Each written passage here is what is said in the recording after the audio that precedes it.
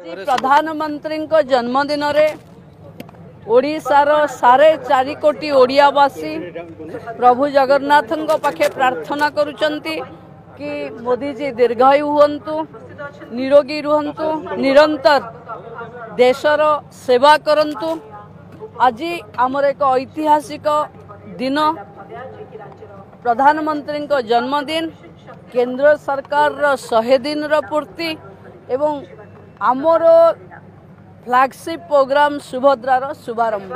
मु भावुची बोधे एभली योजना भारत वर्ष रे कोठी नथिबो कि परिवार रे जेते जन सदस्य आसुथिबे हिताधिकारी रे समस्ते पाइबे एवं कोटिए रु ऊर्ध्व 2 मास भितरे गोटे योजना भितरे जोड़ी हेबे एवं सरकार जहाँ प्रतिश्रुति देइथिला मोदी ग्यारंटी को मोदी पूरा करने को आसुचंती। एभली क्षण को आपण माने ओडिशावासी आमे समस्त अपेक्षा करू। आमे ओडिशावासी तरफ प्रभु जगन्नाथ पाखे प्रार्थना करुचु मोदी जी दीर्घायु हुंतु, निरोगी रुहंतु, निरंतर देशर सेवा करंतु, कारण मोदी थिले सबु संभव।